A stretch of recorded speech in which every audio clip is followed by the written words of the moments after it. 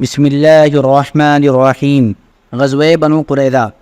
جس روز رسول اللہ صلی اللہ علیہ وسلم خندق سے واپس تشریف لائے، اسی روز ظہر کے وقت جبکہ آپ صلی اللہ علیہ وسلم حضرت ام سلمہ رضی اللہ تعالیٰ عنہ کے مکان میں غسل فرما رہے تھے، حضرت جبرائیل علیہ السلام تشریف لائے اور فرمایا کہ آپ نے ہتھیار رکھ دیے، حالانکہ ابھی فرشتوں نے ہتھیار نہیں رکھے اور میں بھی قریش کا تعاقب کر کے بس واپس چلا آ رہا ہوں۔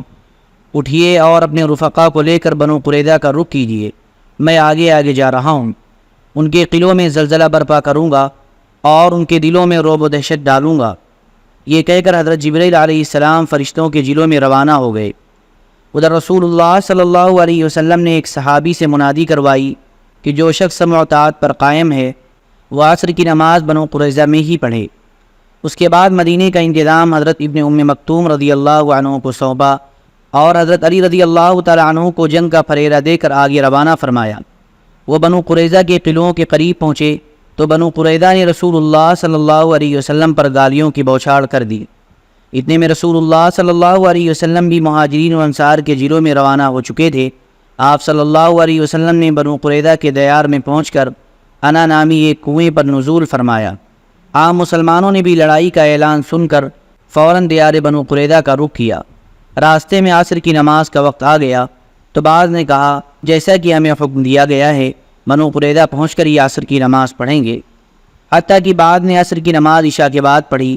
لیکن کچھ دوسرے صحابہ نے کہا آپ کا مقصود یہ نہیں تھا، بلکہ یہ تھا کہ ہم جلد از جلد روانہ ہو جائیں، اس لیے انہوں نے راستے میں ہی نماز پڑھ لی۔ البتہ جب رسول اللہ صلی اللہ علیہ وسلم کے سامنے یہ قضیہ پیش آیا تو آپ نے کسی بھی فریق کو سخت سست نہیں کہا۔ بہرکیف مختلف ٹکڑیوں میں بٹ کر اسلامی لشکر دیار بنو قریظہ میں پہنچا اور نبی صلی اللہ علیہ وسلم کے ساتھ جا شامل ہوا۔ پھر بنو قریظہ کی قلعوں کا محاصرہ کر لیا۔ اس لشکر کی کل تعداد 3000 تھی اور اس میں 30 گھوڑے تھے۔ جب محاصرہ سخت ہو گیا تو یہود کے سردار کعب بن اسد نے یہود کے سامنے 3 متبادل تجویزیں پیش کی۔ نمبر 1، یا تو اسلام قبول کر لیں اور محمد صلی اللہ علیہ وسلم کے دین میں داخل ہو کر اپنی جان، مال اور بال بچوں کو محفوظ کر لیں۔ کعب بن اسد نے یہ تجویز کو پیش کرتے ہوئے یہ بھی کہا کہ واللہ تم لوگوں پر یہ بات واضح ہو چکی ہے کہ وہ واقعی نبی اور رسول ہیں اور وہ وہی ہیں جنہیں تم اپنی کتاب میں پاتے ہو۔ نمبر 2، یا تو اپنے بیوی بچوں کو خود اپنے ہاتھوں قتل کر دیں، پھر تلوار سونت کر نبی صلی اللہ علیہ وسلم کی طرف نکل پڑیں اور پوری قوت سے ٹکرا جائیں۔ اس کے بعد یا تو فتح پائیں یا سب کے سب مارے جائیں۔ نمبر 3، یا پھر رسول اللہ صلی اللہ علیہ وسلم اور صحابہ کرام پر دھوکے سے سنیچر کے دن پل پڑیں، کیونکہ انہیں اطمینان ہوگا کہ آج لڑائی نہیں ہوگی۔ لیکن یہود نے ان تینوں میں سے کوئی بھی تجویز منظور نہ کی، جس پر ان کے سردار کعب بن اسد نے جھلا کر کہا تم میں سے کسی نے ماں کی کوکھ سے جنم لینے کے بعد ایک رات بھی ہوش مندی کے ساتھ نہیں گزاری۔ ان تینوں تجاویز کو رد کر دینے کے بعد بنو قریظہ کے سامنے صرف ایک ہی راستہ رہ جاتا تھا کہ رسول اللہ صلی اللہ علیہ وسلم کے سامنے ہتھیار ڈال دیں اور اپنی قسمت کا فیصلہ آپ صلی اللہ علیہ وسلم پر چھوڑ دیں۔ لیکن انہوں نے چاہا کہ ہتھیار ڈالنے سے پہلے اپنے بعض مسلمان حلیفوں سے رابطہ قائم کر لیں، ممکن ہے پتہ لگ جائے گا کہ ہتھیار ڈالنے کا کیا نتیجہ ہوگا۔ چنانچہ انہوں نے رسول اللہ صلی اللہ علیہ وسلم کے پاس پیغام بھیجا کہ آپ ابو لبابہ کو ہمارے پاس بھیج دیں، ہم ان سے مشورہ کرنا چاہتے ہیں۔ ابو لبابہ رضی اللہ عنہ ان کے حلیف تھے اور ان کے باغات اور آل اولاد بھی اسی علاقے میں تھے۔ جب ابو لبابہ رضی اللہ عنہ وہاں پہنچے تو مرد حضرات انہیں دیکھ کر ان کی طرف دوڑ پڑے اور عورتیں اور بچے ان کے سامنے دہاڑے مار کر رونے لگے۔ اس کیفیت کو دیکھ کر حضرت ابو لبابہ رضی اللہ تعالیٰ عنہ پر رقت طاری ہو گئی۔ یہود نے کہا ابو لبابہ کہ آپ مناسب سمجھتے ہیں کہ ہم محمد صلی اللہ علیہ وسلم کے فیصلے پر ہتھیار ڈال دیں؟ انہوں نے فرمایا ہاں، لیکن ساتھ ہی ہاتھ سے حلق کی طرف اشارہ بھی کر دیا، جس کا مطلب یہ تھا کہ ذبح کر دیے جاؤ گے۔ لیکن انہیں فوراً احساس ہوا کہ اللہ اور اس کے رسول کے ساتھ خیانت ہے، چنانچہ وہ رسول اللہ صلی اللہ علیہ وسلم کے پاس واپس آنے کے بجائے سیدھے مسجد نبوی پہنچے اور اپنے آپ کو مسجد کے ایک کھمبے سے باندھ لیا اور قسم کھائی کہ اب انہیں رسول اللہ صلی اللہ علیہ وسلم ہی اپنے دست مبارک سے کھولیں گے اور وہ آئندہ بنو قریظہ کی سرزمین میں کبھی داخل نہ ہوں گے۔ ادھر رسول اللہ صلی اللہ علیہ وسلم محسوس کر رہے تھے کہ ان کی واپسی میں دیر ہو رہی ہے۔ پھر جب تفصیلات کا علم ہوا تو فرمایا کہ اگر وہ میرے پاس آ گئے ہوتے تو میں ان کے لیے بخشش کی دعا کر دیتا، لیکن جب وہ وہی کام کر بیٹھے ہیں تو اب میں بھی انہیں ان کی جگہ سے کھول نہیں سکتا یہاں تک کہ اللہ تعالیٰ ان کی توبہ قبول فرما لے۔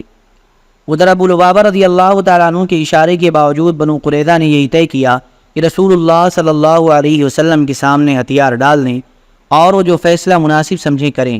حالانکہ بنو قریظہ ایک طویل عرصے تک محاصرہ برداشت کر سکتے تھے، کیونکہ ایک طرف ان کے پاس وافر مقدار میں سامان خوردونوش تھا، پانی کے چشمے اور کنویں تھے، مضبوط اور محفوظ قلعے تھے، اور دوسری طرف مسلمان کھلے میدان میں خون منجمد کر دینے والے جاڑے اور بھوک کی سختیاں سہ رہے تھے، اور آغازی جنگ خندق کے بھی پہلے سے مسلسل جنگی مصروفیات کے سبب تھکان سے چور چور تھے۔ لیکن جنگ بنو قریظہ در حقیقت ایک اعصابی جنگ تھی۔ اللہ نے ان کے دلوں میں رعب ڈال دیا تھا اور ان کے حوصلے ٹوٹتے جا رہے تھے۔ پھر حوصلوں کی یہ شکستگی اس وقت انتہا کو پہنچ گئی جب حضرت علی بن ابی طالب رضی اللہ عنہ اور حضرت زبیر بن عوام رضی اللہ تعالیٰ عنہ نے پیش قدمی فرمائی، اور حضرت علی رضی اللہ تعالیٰ عنہ نے گرج کر یہ اعلان کیا کہ ایمان کے فوجیوں، خدا کی قسم اب میں بھی یا تو وہی چکوں گا جو حمزہ نے چکھا، یا ان کا قلعہ فتح کر کے رہوں گا۔ چنانچہ حضرت علی رضی اللہ تعالیٰ عنہ کا یہ عزم سن کر بنو قریظہ نے جلدی سے اپنے آپ کو رسول اللہ صلی اللہ علیہ وسلم کے حوالے کر دیا کہ آپ جو فیصلہ مناسب سمجھے کریں۔ رسول اللہ صلی اللہ علیہ وسلم نے حکم دیا کہ مردوں کو باندھ دیا جائے۔ چنانچہ محمد بن مسلمہ انصاری رضی اللہ تعالیٰ عنہ کی زیر نگرانی ان سب کے ہاتھ باندھ دیے گئے اور عورتوں اور بچوں کو مردوں سے الگ کر دیا گیا۔ قبیلہ اوس کے لوگ رسول اللہ صلی اللہ علیہ وسلم سے عرض پرداز ہوئے کہ آپ نے بنو قینقاع کے ساتھ جو سلوک فرمایا تھا وہ آپ کو یاد ہی ہے۔ بنو قینقاع ہمارے بھائی خزرج کے حلیف تھے اور یہ لوگ ہمارے حلیف ہیں، لہذا ان پر احسان فرمائیے۔ آپ نے فرمایا کہ آپ لوگ اس پر راضی نہیں کہ ان کے متعلق آپ ہی کا ایک آدمی فیصلہ کرے؟ انہوں نے کہا کیوں نہیں؟ آپ نے فرمایا تو یہ معاملہ سعد بن معاذ کے حوالے ہے، اور اس کے لوگوں نے کہا ہم اس پر راضی ہیں۔ اس کے بعد آپ نے حضرت سعد بن معاذ رضی اللہ تعالیٰ عنہ کو بلا بھیجا۔ وہ مدینہ میں تھے، لشکر کے ہمراہ تشریف نہیں لائے تھے، کیونکہ جنگ خندق کے دوران بازو کے رگ کٹنے کے سبب زخمی تھے۔ انہیں ایک گدھے پر سوار کر کے رسول اللہ صلی اللہ علیہ وسلم کی خدمت میں لایا گیا۔ جب قریب پہنچے تو ان کے قبیلے کے لوگوں نے انہیں دونوں جانب سے گھیر لیا اور کہنے لگے سعد اپنے حلیفوں کے بارے میں اچھائی اور احسان سے کام لیجئے گا۔ رسول اللہ صلی اللہ علیہ وسلم نے آپ کو اسی لیے حکم بنایا ہے کہ آپ ان سے حسن سلوک کریں، مگر وہ چپ چاپ تھے، کوئی جواب نہ دے رہے تھے۔ جب لوگوں نے گزارش کی بھرمار کر دی تو بولے اب وقت آ گیا ہے کہ سعد کو اللہ کے بارے میں کسی ملامت گر کی پرواہ نہ ہو۔ یہ سن کر بعض لوگ اسی وقت مدینہ آ گئے اور قیدیوں کی موت کی خبر پھیلا دی۔ اس کے بعد حضرت سعد رضی اللہ تعالیٰ عنہ نبی صلی اللہ علیہ وسلم کے پاس پہنچے تو آپ نے فرمایا اپنے سردار کی استقبال کے لیے اٹھ کر جاؤ۔ لوگوں نے جب انہیں سواری سے اتار لیا تو آپ نے فرمایا اے سعد، یہ لوگ تمہارے فیصلے پر اترے ہیں۔ حضرت سعد نے کہا کیا میرا فیصلہ ان پر نافذ ہوگا؟ لوگوں نے کہا جی ہاں۔ انہوں نے کہا مسلمانوں پر بھی؟ لوگوں نے کہا جی ہاں۔ انہوں نے پھر کہا اور جو یہاں ہیں ان پر بھی؟ ان کا اشارہ رسول اللہ صلی اللہ علیہ وسلم کی فرودگاہ کی طرف تھا، مگر اجلال و تعظیم کے سبب چہرہ دوسری طرف کر رکھا تھا۔ آپ نے فرمایا جی ہاں، مجھ پر بھی۔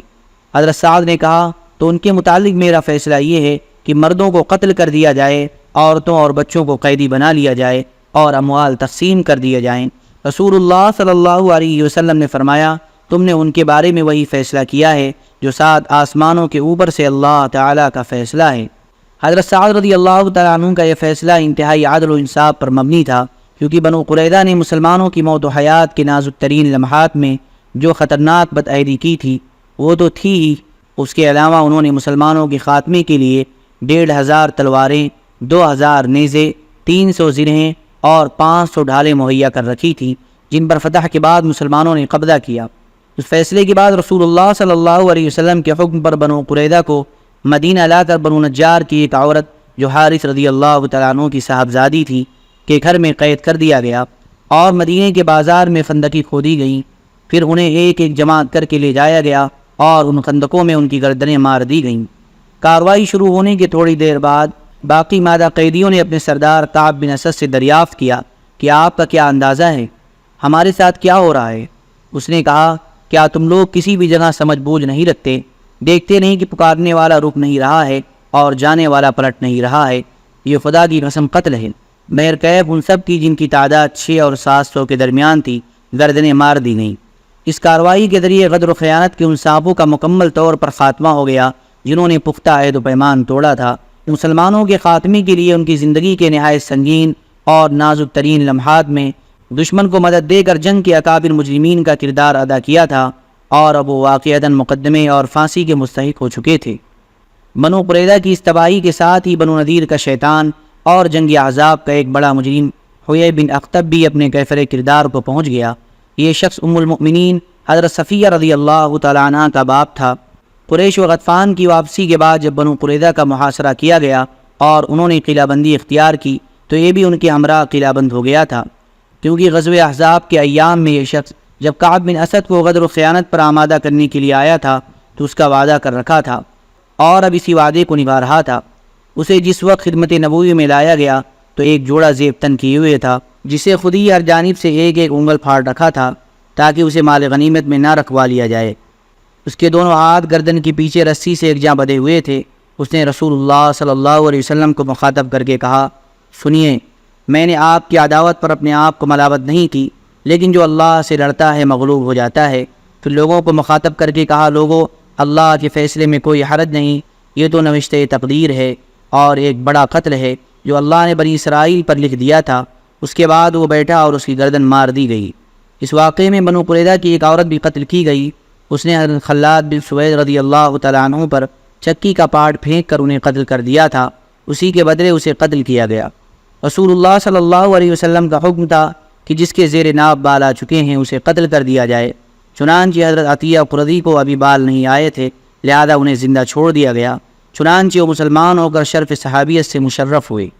حضرت ثابت بن قیس رضی اللہ تعالیٰ عنہ نے گزارش کی کہ زبیر بن باتا اور اس کے اہل و عیال کو ان کے لیے ہبہ کر دیا جائے۔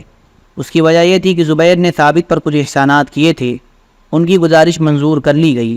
اس کے بعد ثابت بن قیس رضی اللہ تعالیٰ عنہ نے زبیر سے کہا کہ رسول اللہ صلی اللہ علیہ وسلم نے تم کو اور تمہارے اہل و عیال کو میرے لیے ہبہ کر دیا ہے، اور میں ان سب کو تمہارے حوالے کرتا ہوں، یعنی تم بال بچوں سمیت آزاد ہو۔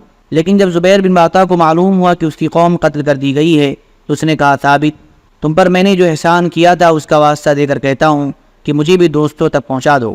چنانچہ اس کی بھی گردن مار کر اسے اس کے یہودی دوستوں تک پہنچا دیا گیا۔ البتہ حضرت ثابت رضی اللہ تعالیٰ عنہ نے زبیر بن باتا کے لڑکے عبد الرحمن رضی اللہ تعالیٰ عنہ کو زندہ رکھا، چنانچہ وہ اسلام لا کر شرف صحابیت سے مشرف ہوئے۔ اسی طرح بنو نجار کی ایک خاتون حضرت ام المنذر سلمہ بنت قیس نے گزارش کی کہ سمول قرظی کے لڑکے رفاعہ کو ان کے لیے ہبہ کر دیا جائے۔ ان کی بھی گزارش منظور ہوئی اور رفاعہ کو ان کے حوالے کر دیا گیا۔ انہوں نے رفاعہ کو زندہ رکھا اور وہ بھی اسلام لا کر شرف صحابیت سے مشرف ہوئے۔ چند اور افراد نے بھی اسی رات ہتھیار ڈالنے کی کارروائی سے پہلے اسلام قبول کر لیا تھا، لہذا ان کی بھی جان و مال اور ذریت محفوظ رہی۔ اسی رات عمرو نامی ایک اور شخص جس نے بنو قریظہ کی بدعہدی میں شرکت نہ کی تھی باہر نکلا۔ اسے پہرے داروں کے کمانڈر محمد بن مسلمہ رضی اللہ تعالیٰ عنہ نے دیکھا، لیکن پہچان کر چھوڑ دیا، پھر معلوم نہیں وہ کہاں گیا۔ بنو قریظہ کی اموال کو رسول اللہ صلی اللہ علیہ وسلم نے خمس نکال کر تقسیم فرما دیا۔ شہ سوار کو 3 حصے دیے، ایک حصہ اس کا اپنا اور 2 حصے گھوڑے کے، اور پیدل کو 1 حصہ دیا۔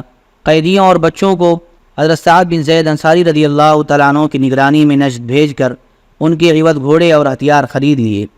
رسول اللہ صلی اللہ علیہ وسلم نے اپنے لیے بنو قریظہ کی عورتوں میں سے حضرت ریحانہ بنت عمرو بن خنافہ رضی اللہ عنہا کو منتخب کیا۔ یہ ابن اسحاق کے بقول آپ صلی اللہ علیہ وسلم کی وفات تک آپ کی ملکیت میں رہیں، لیکن کلبی کا بیان ہے کہ نبی صلی اللہ علیہ وسلم نے انہیں سن 6 ہجری میں آزاد کر کے شادی کر لی تھی۔ پھر جب آپ حجۃ الوداع سے واپس تشریف لائے تو ان کا انتقال ہو گیا اور آپ صلی اللہ علیہ وسلم نے انہیں بقیع میں دفن فرما دیا۔ جب بنو قریظہ کا کام تمام ہو چکا تو بندہ صالح حضرت سعد بن معاذ رضی اللہ تعالیٰ عنہ کی اس دعا کی قبولیت کا ظہور کا وقت آ گیا جس کا ذکر غزوہ احزاب کے دوران آ چکا ہے۔ چنانچہ ان کا زخم پھوٹ گیا۔ اس وقت وہ مسجد نبوی میں تھے۔ نبی صلی اللہ علیہ وسلم نے ان کے لیے وہیں خیمہ لگوا دیا تھا تاکہ قریب سے ہی ان کی عیادت کر لیا کریں۔ حضرت عائشہ رضی اللہ تعالیٰ عنہ کا بیان ہے، ان کے سینے کا زخم پھوٹ کر بہا۔ مسجد میں بنو غفار کے بھی چند خیمے تھے، وہ دیکھ کر چونکے کہ ان کی جانب خون بہہ کر آ رہا ہے۔ انہوں نے کہا، خیمے والو، یہ کیا ہے جو تمہاری طرف سے ہماری طرف آ رہا ہے؟ دیکھا تو حضرت سعد رضی اللہ تعالیٰ عنہ کے زخم سے خون کی دھار روا تھی، پھر اسی سے ان کی موت واقع ہو گئی۔ صحیحین میں حضرت جابر رضی اللہ تعالیٰ عنہ سے مروی کہ رسول اللہ صلی اللہ علیہ وسلم نے فرمایا کہ سعد بن معاذ رضی اللہ تعالیٰ عنہ کی موت سے رحمان کا عرش ہل گیا۔ امام ترمذی نے حضرت انس رضی اللہ تعالیٰ عنہ سے ایک روایت کی ہے اور اسے صحیح بھی قرار دیا ہے کہ جب حضرت سعد بن معاذ رضی اللہ تعالیٰ عنہ کا جنازہ اٹھایا گیا تو منافقین نے کہا ان کا جنازہ کس قدر ہلکا ہے۔ رسول اللہ صلی اللہ علیہ وسلم نے فرمایا اسے فرشتے اٹھائے ہوئے تھے۔ بنو قریظہ کے محاصرے کے دوران صرف ایک ہی مسلمان شہید ہوئے جن کا نام خلاد بن سوید ہے۔ یہ وہی صحابی ہیں جن پر بنو قریظہ کی ایک عورت نے چکی کا پارٹ پھینک کر مارا تھا۔ ان کے علاوہ حضرت عکاشہ کے بھائی ابو سنان بن محسن نے محاصرے کے دوران وفات پائی۔ جہاں تک حضرت ابو لبابہ رضی اللہ تعالیٰ عنہ کا معاملہ ہے تو وہ 6 رات مسلسل ستون سے بندھے رہے۔ ان کی بیوی ہر نماز کے وقت آ کر کھول دیتی تھی اور وہ نماز سے فارغ ہو کر پھر اسی ستون میں بندھ جاتے تھے۔ اس کے بعد رسول اللہ صلی اللہ علیہ وسلم پر صبح دم ان کی توبہ نازل ہوئی۔ اس وقت آپ صلی اللہ علیہ وسلم حضرت ام سلمہ رضی اللہ تعالیٰ عنہ کے مکان میں تشریف فرما تھے۔ حضرت ابو لبابہ رضی اللہ عنہ کا بیان ہے کہ حضرت ام سلمہ رضی اللہ تعالیٰ عنہ نے اپنے حجرے کے دروازے پر کھڑے ہو کر مجھ سے کہا اے ابو لبابہ خوش ہو جاؤ، اللہ نے تمہاری توبہ قبول کر لی۔ یہ سن کر صحابہ انہیں کھولنے کے لیے اچھل پڑے، لیکن انہوں نے انکار کر دیا کہ انہیں رسول اللہ صلی اللہ علیہ وسلم کے بجائے کوئی اور نہ کھولے گا۔ چنانچہ جب نبی صلی اللہ علیہ وسلم نماز فجر کے لیے نکلے اور وہاں سے گزرے تو انہیں کھول دیا۔ یہ غزوہ ذی قعدہ میں پیش آیا، 25 روز تک محاصرہ قائم رہا۔ اللہ نے اس غزوہ اور غزوہ خندق کے متعلق سورہ احزاب میں بہت سی آیات نازل فرمائیں اور دونوں غزووں کی اہم جزیات پر تبصرہ فرمایا، مومنین و منافقین کے حالات بیان فرمائے، دشمن کے مختلف گروہوں میں پھوٹ اور پس ہمتی کا ذکر فرمایا اور اہل کتاب کی بدعہدی کے نتائج پر روشنی ڈالی۔ اللہم صلی علی سیدنا و حبیبنا و محبوبنا و مولانا محمد وبارک وسلم۔ سبحان ربک رب العزت عما یصفون وسلام علی المرسلین والحمد للہ رب العالمین۔